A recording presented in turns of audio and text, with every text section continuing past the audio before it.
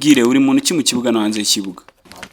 icyo navuga Ntwari Fiacre umusore w'imyaka 25 au umupapa nako imyaka 25 kinavuga nkaba nyina equipe ya Kaizer Chiefs muri South Africa, equipe y'igihugu Amavubi nk'uko mubizi, so ndumva ari ibyo ngibyo by'ingenzi. Ubuzima n'ikirere muri Afrika y'Epfo bimeze bite? Hari ikinyuranyo n'ina i Kigali? Icyo navuga klima ni imwe kabisa, ubuzima bijya kuba kimwe kabisa, nta cyatari. Biruka konje ubu Ubu kameze nka gutya kabisa, barashyushye mo biringanira. Wadusangiza ku rugendo rwawe mu mupira w'amaguru? Icyo navuga ku rugendo rwanjye n'urugendo navuga ibintu byinshi byari positive, ibintu byinshi byari ibintu byiza cyane. Ukuntu nagiye nzamuka numva ko ari urugendo rwiza cyane, nagiye ngira amahirwe menshi cyane muri career y'umupira w'amaguru kugeza na n'ubu, so ni ibintu by'agaciro cyane ko ari nk'amahirwe y'Imana navuga yaje mu rugendo rwanjye, so ni ibintu by'agaciro kandi kubona uri kuzamuka buri mwaka uri gutera intambwe, so abari ikintu cyo kwishimira cyane. Ibe wishimiye igikino umupira w'amaguru wo mu Rwanda ni ibi? Ikintu navuga ibe nishimiye navuga ndi muri AS Kigali, igihe ntwana nayo ibikombe bibiri, igikombe cy'amahoro na Super Cup, numva ko ari byo bintu byanshimishije ngikina no mu Rwanda. Hari abakinnyi basatira bakugoye harimo nabo mwakinanye mu Rwanda? Icyo navuga mu Rwanda nta mwataka navuga ngo yaniraga ubwoba, so ariko nk'abakinnyi twakinanaga bamaga confidence. Biba muri AS Kigali nka Chabarara, so yamaga confidence kubona ari tayari na Haruna. Abisa yabaruka vuga uti agaprime kana. Nabaga mbabona bari tayari nkavuga hano ndariye kabisa. Kuva mu Mavubi y'abato amakipe y'igihugu yamazemo igihe, ikinyuranyo hagati ya club n'ikipe y'igihugu ni iki? Icyo navuga ikipe y'igihugu bari ikipe y'igihugu ntago kameme ntago ushaka kumera nka club, so ubuzima butandukanye, ubuzima wamo muri hoteli nziza, ubuzima bumeze neza. Icyo navuga ibyo mamona muri equipe nationale bitandukanye ibyo mamona muri club, so numva ko equipe nationale iri ku rundi rwego, so numva ko abari ikintu cy'agaciro, bari agaciro ku mukinnyi kuza muri equipe nationale, kuko equipe nationale ni rwego rwa nyuma rwa football, like niho hantu hanyuma uvuga kabisa, hano kabisa nagezeho kabisa. Waba warigeze utekereza ko uzakina kuri uru rwego cyangwa urwisumbuyeho? Icyo navuga kubyo nexpectingaga numva ko nzakina hanze, ariko ntago nexpectingaga ko nzagera kuri uru rwego ndiho. Narabitekereza nkavuga ndasohoka, ariko ntago nabyumvisha ko nagera kuri uru rwego ndiho. Wadusangiza ku rugendo rwawe muri Marine na AS Kigali? Icyo navuga kuri Marine niyo kipe ya nabwo yanyerekanye cyane ko mba uko muri April ntago nakinaga, namaze imyaka 2 nakina, so Marine niyo natangiriye gukina mu mwaka umwe nahamaze, so navuga ko ari kipe yamuritse career yanjye, yamuritse impano yanjye, so ituma na AS Kigali basha ko yangura. Byaba ari ukuri ko hari igihe wibura icyizere ukina muri APRFC? Cyane nagezeho numva citse intege, kuko nari nkini muto, mfite imyaka hafi 19 20, so numvaga ko ndacyari muto, ntago nacika intege ngo mpitende ku mupira, ariko ari igihe ucika intege ukabona nta nzira kabisa.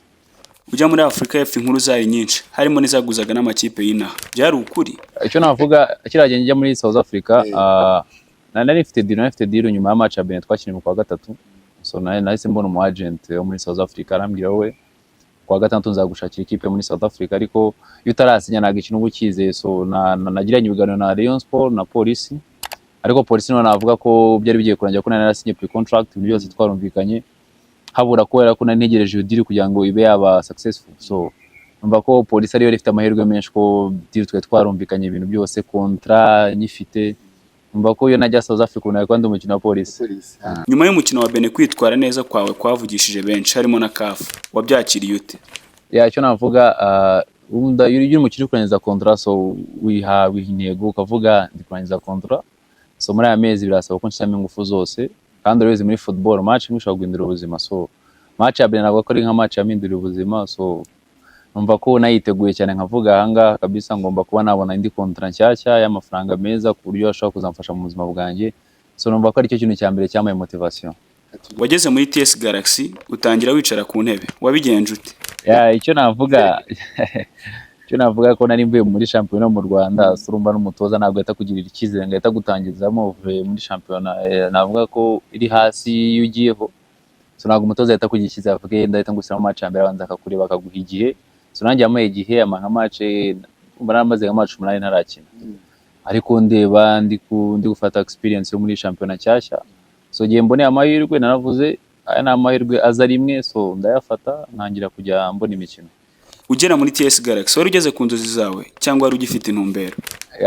Nkihagera numvaga ko bihagije kuri ngewe nkihagera, ariko maze gukina match imwe 2-3 ntangiye kumva ukuntu izina ryanjye batangiye kurivuga muri cya gihugu ndavuga ntago bihagije biracyashoboka ndavuga kani intego umwaka umwe 2 mbe najya mu ikipe ikomeye ko TS Galaxy ntago ari ikipe ikomeye muri South Africa makipe mato ndavuga kani intego yo kuba najya muri ekipe nkuru ekipe ikomeye kandi nk'ikipe navugaga ari Kaizer Chiefs so sometimes nyine ari ururimi rurema so numvaga navuga umwaka umwe nshaka kuzajya muri Kaizer Chiefs.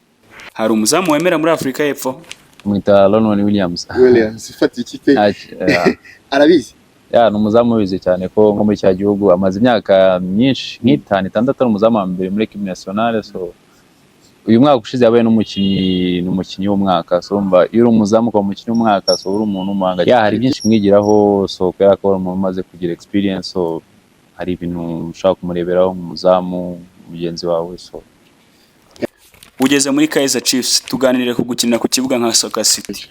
Icyo navuga kuri Soccer City yari yo match ya mbere sibyo ko twakinaga match za gishuti ariko n'abafana babaga bahari so yari match ya mbere mu duwa twakinira championnat so abafana bari benshi kabisa ku buryo murasohoka muri warm up ko na stade yuzuye ukavuga so ariko urumva ko maze kwimenya maze gukina ku ma stade yari abafana benshi kumva nemvena no kuri stade Amahoro stade yuzuye so urumva nari maze kwimenyera nakina na za Benin amastade yari yuzuye so ntago bigushyira kuri pressure icyo navuga ubwo biguha nka courage kuvuga abo ntago nshaka kubatengwa cyangwa ngaragaye na imbere y'aba bantu so navuga ko ari nka motivation ikomeye cyane.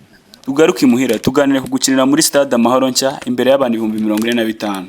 Cyo navuga iri yo match ya mbere nyine muri stade Amahoro iri official na stade itaravugururwa wari utarakina ntarayikinira kabisa so navugaga match yanjye ya mbere kuri stade ivuguruye so ngomba kwandika amateka so iyo niyo motivation yanjye kabisa iyo natekerezaga buri munsi umwe 2 nkavuga stade ivuguruye kabisa ngomba kuyandikira amateka byagenda kose like ni nka motivation nihaga kuri nge ku giti cyanjye. Nta gihunga wigeze nta gihunga ko umuntu amaze gukina match nyinshi so ntago navuga ngo bigusaba kuri pressure ubwo wihineye ukavuga so iyi match gukina kuri stade ivuguruye so abanyarwanda bahari so ngomba gukora ibyo nshoboye byose ku buryo ntabatenguha. Wigeze kuba fiacre w'igihunga?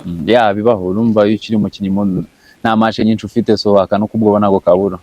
Tuganire kuri match ya Nigeria.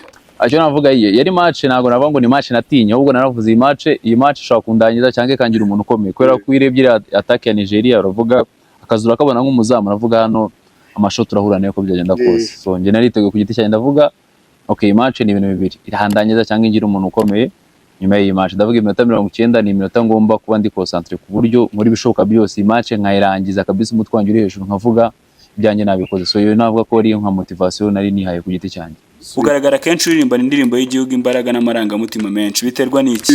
Icyo navuga kuri indirimbo y'igihugu so ngiye ku giti cyanjye mbona umva ahubwo no muri club najya mbona ngemerwe kuririmba ko biramotiva cyane so minsira muri mood like binkomeza nk'umutima bawumva nyine ari nk'ikintu gikomeye cyane nyine bimpa ari ngiye na emotion ziza urumva bari nk'ikintu nyine kiguha imbaraga kabisa abari nkacangamuka kabisa ituma nyine ucangamuka mu mubiri wawe.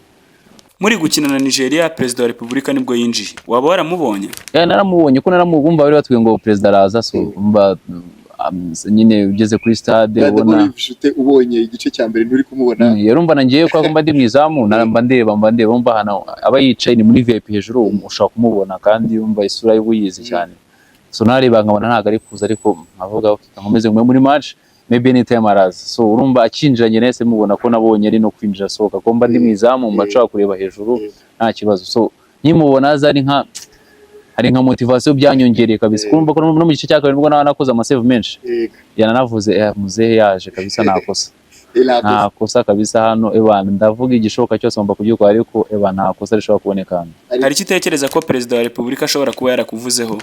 Ntago navuga ko ntago nari impari ariko uko mbyumva yarabivuze n'ukuntu nitwaye ntago byabura. Bataravuze kuri performance nakuntu ataba yarayivuzeho kabisa. Uramugaruye twitege ko nta yindi gahunda yo gutuma atagaruka? Icyo navuga twaramukaribishije muzehe wacu so numva ko yabonye performance numva gukina na equipe ya Nigeria njene ikipe ikomeye ikipe navuga ari ni ya mbere cyangwa muri Afrika so nagomba kumva ko abasore be bakoze akazi izindi match akageza ko ni motivation ikomeye cyane kumva ko President ari kuri match so nawe biragufasha nk'umukinnyi birakumotiva cyane ukavuga muzehe nakoze ushaka gukora hari kabisa. Ubutumwa bwihariye kuri nyakubahwa?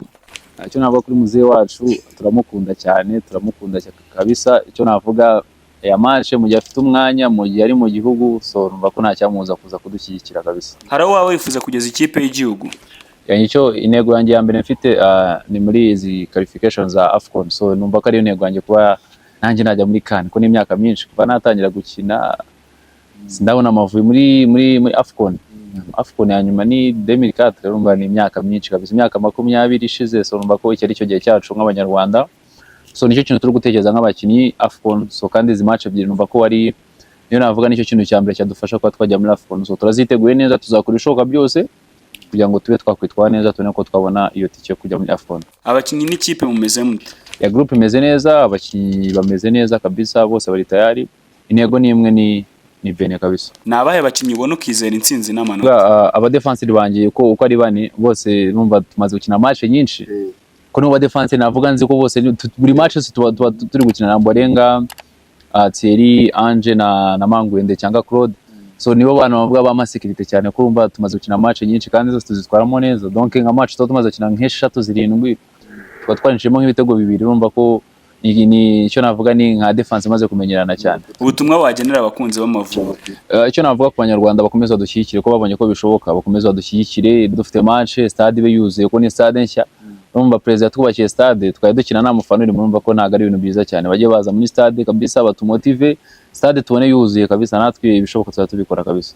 Ubutumwa ku bayobozi bayobora umupira?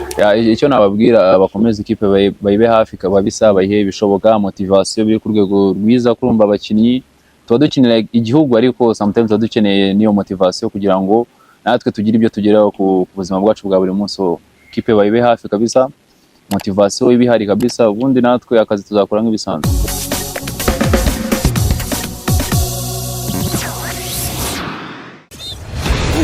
Dennis and Fred, catch us live at Triple Sports Arena.